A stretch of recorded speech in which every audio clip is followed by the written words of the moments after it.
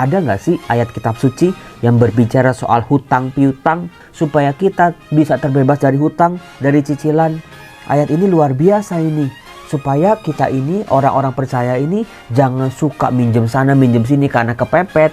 Tetapi saudara-saudara, malahan berkat Tuhan akan membawa kita bukan lagi ngutang, tapi kita seringkali memberikan pinjaman kepada orang lain. Romo, saya mau Romo bacanya kayak gitu. Salam damai sejahtera saudara-saudara terkasih pencinta firman Tuhan. Berjumpa kembali dengan Bible Learning with Father Joseph. Saudara-saudaraku, bagaimana kabar Anda hari ini? Senang rasanya di masa libur saya masih melihat Anda untuk balik lagi dengan tekun membaca firman Tuhan. Percayalah saudara-saudara, firman Tuhan yang saya bacakan kali ini bukan sembarangan. Bisa jadi firman yang sudah Anda tunggu-tunggu. Bagaimana Tuhan akan mengangkat kita dari situasi hutang sana hutang sini, pinjam sana pinjam sini, terlilit hutang sampai ke leher. Tuhan akan membebaskan umat yang percaya kepadanya dari hutang piutang. Romo, jadi penasaran nih. Video kali ini kayaknya memang rada beda nih. Yuk, karena dalam video ini saya akan berbicara soal berkat. Bagi Anda yang menonton video ini di malam Imlek, bersyukurlah saudara-saudara kalau saudara semua masih punya orang tua, masih punya keluarga, masih anak-anak bersama-sama dengan Anda, masih bisa kumpul, makan bersama, masih bisa saling mendoakan, bisa saling memberkati. Ada orang tua mendoakan anak-anaknya supaya rezekinya lancar. Ada anak yang mendoakan orang tuanya supaya sehat-sehat selalu, penuh berkat dan bahagia.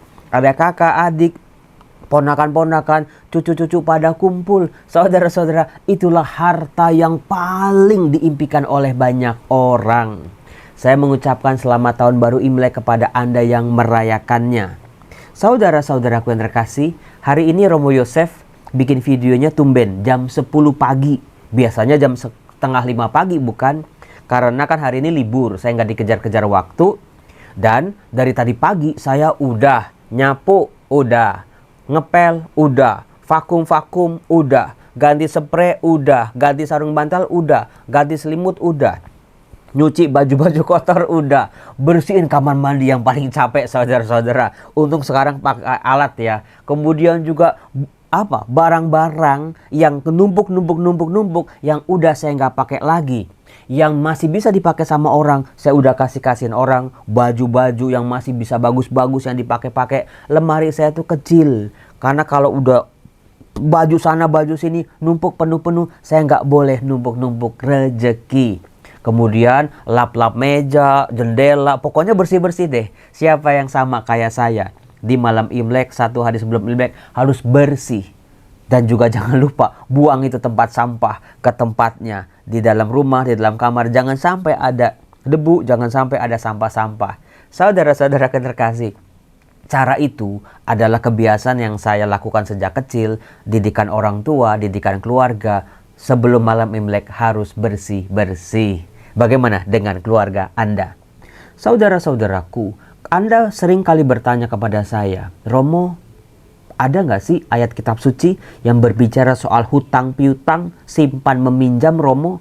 Ada nggak ayat kitab suci yang memberikan kepada kita inspirasi supaya kita bisa terbebas dari hutang, dari cicilan? Karena jujur Romo, udah malu Romo. Zaman dulu waktu pinjamnya masih di koperasi, minjemnya sama rentenir, minjemnya sama tetangga, saya udah kelit hutang Romo, sampai malu sama tetangga diomongin. Sekarang ngutang ke bank, cicilan-cicilan kartu kredit. Sekarang bahkan ada pinjaman online, dikejar-kejar, diteror, dipermalukan Romo, sampai malu Romo. Kok hidup saya begini amat ya? Kelit hutang sana sini. Malu sama orang tua, udah seusia begini masih jadi beban mereka, masih jadi beban pikiran. Kadang-kadang mereka juga yang bantuin supaya lunas-lunasin hutang ini, gali lubang, tutup lubang Romo, capek Romo. Atau ada juga umat yang bertanya kepada saya, ada nggak Romo ayat kitab suci yang betul-betul berbicara soal janji Tuhan tentang rezeki-rezeki kita? Ada, jawabannya ada. Bagi Anda yang sering gagal sana, gagal sini, usaha ini gagal, usaha ini tidak berhasil, coba ini gagal, coba ini tidak berhasil. Seolah-olah semuanya udah dicoba, Romo. Kami itu begini, terpuruk bukan gara-gara males. Tapi saudara-saudara, ya kita semua tahu yang namanya hidup itu seperti lomba lari. Kita berkompetisi sama orang kiri kanan. Dan orangnya itu jumlahnya jutaan. Kadang-kadang mereka lebih pintar, lebih cepat, lebih gesit, lebih dibuka usahanya, lebih lancar, lebih punya koneksi bahkan. Sementara kita kayak babak belur. Selalu kalah, kalah dan kalah. Selalu jadi nomor yang terakhir. Sehingga kayaknya kok begini-begini aja ya Romo dalam hidup. Nah, dalam konteks itulah teks kitab suci yang mau saya bacakan mungkin sangat berarti buat hidup Anda. Karena begini, yang Tuhan berikan dalam teks kitab suci ini bukan cuma janji, janji, dan janji. Bukan cuma ya kata-kata kosong belaka. Tetapi Tuhan juga mengharapkan yang namanya berkat, anugerah, grace itu memang free, memang gratis dari Tuhan. Tetapi manusianya ini, dari sisi kita, dari pihak kita manusia, kalau kita tidak punya daya tampung yang cukup, yang baik, yang tepat, berkat-berkat itu cuma kayak ember bocor, kayak vas bunga yang udah retak-retak. Karena apa? Terima baru sebentar, udah langsung kering. Karena airnya kemana-mana. Romo, betul banget Romo. Keadaan ekonomi saya kayak begitu Romo. Terima sebentar udah habis. Terima sebentar udah habis. Utang sana utang sini lagi. Yuk kita pelajari Ulangan bab 28. Seingat saya belum pernah mengangkat tema ini. Karena tadi saya lihat kitab suci saya masih bersih gitu ya. Nggak ada coretan-coretan. Artinya saya belum mengangkat tema ini. Di Ulangan bab 28, bagaimana Musa mengajak orang Israel untuk berpikir kembali, merefleksikan kembali, mengingat kembali perjalanan mereka.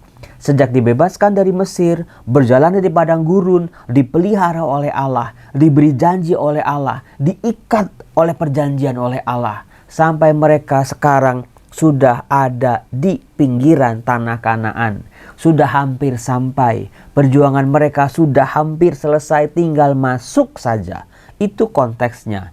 Nah, pada saat itulah Musa memberikan wejangan-wejangan, pesan-pesan yang bukan omong kosong, bukan pepesan kosong belaka. Tapi inilah inti sari iman bangsa umat pilihan ini, yaitu berkat. Musa menggarisbawahi bahwa berkat itu berasal dari Tuhan. Bukan yang lain, bukan karena prestasi, bukan karena hoki, bukan karena untung-untungan. Tapi semua berkat yang kita terima berasal dari Tuhan. Coba Anda ketik di kolom komen, ketik berkatku berasal dari Tuhan. Coba saya mau cek apakah Anda menyimak pesan ini. Supaya kita sadar saudara-saudara, kadang-kadang kita merasa semuanya hoki-hokian, semuanya untung-untungan. Tergantung nih saya sio apa nih, di tahun ini sio saya lagi jelek nih rezekinya misalnya. Atau saya bintangnya apa nih, horoskopnya apa nih. Oh saya Sagittarius, saya Aries, saya Taurus, kayaknya lagi bagus nih. Bukan seperti itu saudara-saudara. Berkat mengalir setiap hari dalam hidup kita karena berasal dari Tuhan. Nah, dalam rangka itulah Musa mengatakan seperti ini. Ada satu ayat yang mungkin Anda harus dengar ini. Ayat yang Anda tunggu-tunggu. Buat Anda yang sekarang sedang terlilit hutang, yang sedang banyak sekali cicilan, yang gak tahu lagi karena rezekinya menipis, gak mampu lagi bayar hutang. Tuhan berfirman, Tuhan akan membuka bagimu perbendaharaannya yang melimpah, yaitu langit, untuk memberi hujan bagi tanahmu pada masanya dan memberkati segala pekerjaanmu, sehingga engkau memberi pinjaman kepada banyak bangsa, tetapi engkau sendiri tidak meminta pinjaman.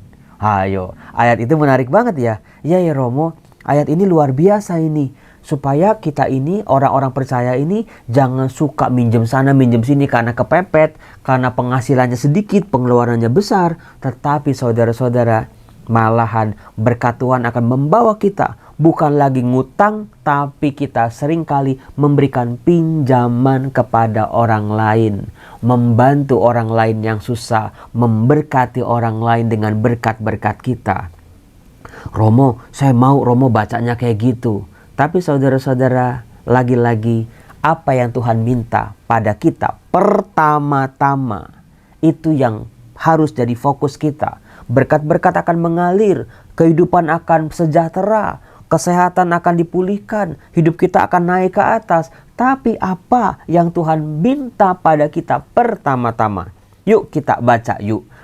Ulangan bab 28 ayat 1 sampai 14. Di mana Musa berkata kepada seluruh umat Israel, "Jika engkau baik-baik mendengarkan suara Tuhan Allahmu dan melakukan dengan setia segala perintahnya yang kusampaikan kepadamu hari ini." Waduh, ternyata fokusnya itu dengar suara Tuhan lalu bertekun melaksanakannya, melakukan segala perintah-perintah Tuhan. Karena seringkali saudara-saudara, kita maunya enaknya aja, kita mau berkat-berkatnya aja, kita mau dipulihkan, kita mau dilepaskan dari hutang piutang, tapi kita nggak mendengar suara Tuhan, apalagi melakukannya. Maka Tuhan Allahmu akan mengangkat engkau di atas segala bangsa di bumi. Segala berkat ini akan datang kepadamu, menjadi bagianmu, jika engkau mendengarkan suara Tuhan Allahmu. Kuncinya satu, pertebal iman kita, buka telinga kita, buka hati dan pikiran kita, biarkan suara Tuhan kita dengar, terdengar dengan sungguh-sungguh apa yang Tuhan minta pada kita. Melalui pembacaan firman Tuhan, melalui doa-doa, melalui acara-acara liturgi, acara-acara rohani, ziarah, porta santa, tahun jubilium, arah dasar, KAJ, dan lain sebagainya. Itu semua sebagai sebuah alat bantu buat kita untuk mendengar suara Tuhan. Diberkatilah engkau di kota dan diberkatilah engkau di ladang. Jadi dimanapun kita bekerja, dimanapun kita berada, berkat selalu turun atas kita. Diberkatilah buah kandunganmu, hasil bumimu, hasil ternakmu, yaitu anak lembu sapimu dan kandungan kambing dombamu. Jadi ibu-ibu akan betul-betul menghasilkan keturunan-keturunan yang sehat, yang diberkati. Bahkan bukan cuma manusia saja, kambing, domba, ternak-ternaknya juga akan menghasilkan. Diberkatilah bakulmu dan tempat adonanmu. Diberkatilah engkau pada waktu masuk dan diberkatilah engkau pada waktu keluar. Romo, ini bagus nih Romo. Ternyata Tuhan memberkati keluar masuk saya Romo. Misalnya ketika masuk sekolah, nanti ketika keluar sekolah setelah lulus, Tuhan juga punya berkat yang sama. Ketika masuk kerja, keluar kerja, misalnya pensiun gitu ya, Tuhan juga memberkati. Ketika keluar masuk rumah, Tuhan juga memberkati. Ketika kita berhadapan dengan orang-orang, masuk kita, keluar kita, Tuhan juga berkati. Tuhan, berkatilah saat aku masuk, berkatilah saat aku keluar. Hidupku penuh dengan berkat Tuhan. Keren nggak? Keren banget Romo. Bahkan Tuhan memberkati bakulmu dan tempat adonanmu. Rezeki-rezeki kita, nafkah kita, sandang pangan kita diberkati oleh Tuhan. Tuhan akan membiarkan musuhmu yang maju berperang melawan engkau terpukul kalah olehmu. Bersatu jalan mereka yang menyerang engkau, tetapi bertujuh jalan mereka akan lari dari depanmu. Jadi kita nggak akan pernah takut dengan musuh-musuh, dengan kompetitor-kompetitor jahat itu, karena mereka akan dicerai-beraikan, kalah karena Tuhanlah menjadi kekuatan kita. Tuhan akan memerintahkan berkat ke atasmu, di dalam lumbungmu, dan di dalam segala usahamu. Romo, kayaknya teks ini nih favorit banyak orang nih Romo. Bagaimana Tuhan memberkati pekerjaan-pekerjaan kita? Bagaimana Tuhan memberkati sumber-sumber kehidupan kita? Punya toko, punya kantor, tempat bekerja, atau orang dagang, atau orang cari nafkah, jadi sales, jadi agen asuransi, jadi apapun Romo, hidupku diberkati. Tapi tadi apa? Yang pertama-tama yang harus kita simak, mendengar suara Tuhan dan melakukannya. Ia akan memberkati engkau di negeri yang diberikan kepadamu oleh Tuhan Allahmu. Tuhan akan menetapkan engkau sebagai umat yang kudus, seperti yang dijanjikannya dengan sumpah kepadamu, jika engkau berpegang pada perintah Tuhan Allahmu dan hidup menurut jalan yang ditujukannya. Jadi diulang-ulang terus nih. Memang berkat-berkatnya Tuhan janjikan, tapi jangan pernah lupa manusia untuk mendengarkan suara Tuhan, berfokus pada suara Tuhan, lalu juga melakukannya. Hidup di jalan Tuhan. Kayak apa sih Romo? Jujur, hidup kudus tadi tidak seperti bangsa-bangsa lain yang rusak, yang hidup dengan porak-poranda, dengan nafsu, dengan segala kuasa-kuasa yang dikejar oleh dunia. Tapi kita harus berbeda. Dengar suara Tuhan, hidup di jalan Tuhan. Semua berkat akan ditunjukkan Tuhan kepada kita. Maka segala bangsa di bumi akan melihat bahwa nama Tuhan telah disebut atasmu, dan mereka akan takut kepadamu.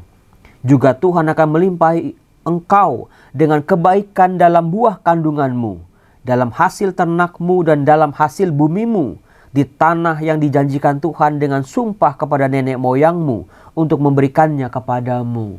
Bahkan petani-petani, peternak-peternak, orang-orang yang bekerja dari hasil bumi, mengharapkan hasil bumi, itu juga akan diberkati Tuhan. Dan tadi ayat ini nih, yang tadi saya sudah pernah bacakan. Tuhan akan membuka bagimu perbendaharaannya yang melimpah, yaitu langit. Langit surga tempat tinggal Tuhan, dibukanya buat kita untuk memberi hujan bagi tanahmu pada masanya, memberkati segala pekerjaanmu, sehingga engkau memberi pinjaman kepada banyak bangsa, tetapi engkau sendiri tidak meminta pinjaman. Tuhan mengangkat engkau menjadi kepala, bukan ekor. Engkau akan tetap naik dan bukan turun. Apabila engkau mendengarkan perintah Tuhan Allahmu yang kusampaikan pada hari ini, kau lakukan dengan setia. Dan apabila engkau tidak menyimpang ke kanan atau ke kiri dari segala perintah yang kuberikan kepadamu pada hari ini, dengan mengikuti Allah lain atau beribadah kepadanya. Saudara-saudara terkasih, Allah menuntut kita kesetiaan padanya.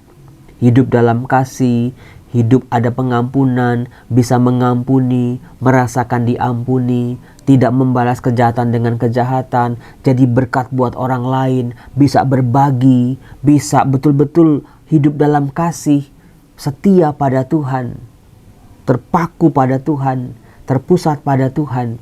Berkat-berkat itu Tuhan akan sediakan pada kita. Tuhan yang menciptakan kita, Tuhan yang punya rencana buat kita, Tuhan yang akan menjadikan kita kepala, bukan ekor. Tuhan yang akan mengangkat kita naik ke atas, bukan Tuhan yang membuat kita turun. Luar biasa bukan saudara-saudara?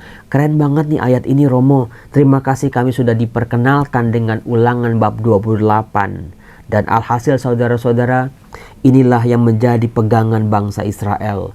Bagaimana mereka mencoba buat setia dan juga betul-betul dipegang oleh gereja. Setia pada perintah Tuhan, setia pada jalan Tuhan, hidup dalam kasih, persaudaraan, damai, sukacita.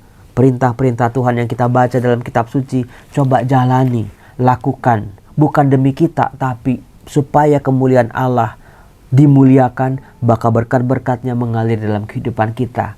Saya Romo Yosef berdoa buat Anda, semoga apa yang dijanjikan oleh Tuhan, apa yang Anda perjuangkan saat ini.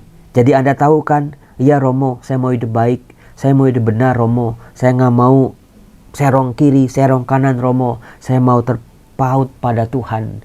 Saya percaya berkat-berkatnya, pemulihan-pemulihannya akan terjadi dalam kehidupan kita. Sebab berkat itu berasal dari Tuhan. Ya Tuhan, berkatilah anak-anak-Mu ini. Kami yang berjuang hidup dalam kasih, dalam persaudaraan. Izinkan kami boleh menjadi wadah yang baik, supaya berkat-berkat-Mu turun atas kehidupan kami. Bebaskanlah hutang piutang kami. Bebaskanlah kehidupan kami dari segala carut marut ekonomi, carut marut rumah tangga. Kau berkati, Kau sentuh keluarga kami. Jangan ada kebencian, jangan ada permusuhan. Hidup sebagai satu saudara, bisa mengampuni, bisa menerima, bisa memahami. Kuasa Tuhan hadir dalam hidup kita. Tuhan, kasih-Mu sungguh nyata, dalam nama Bapa dan Putra dan Roh Kudus. Amin. Salam, Tuhan berkati. Selamat Tahun Baru Imlek.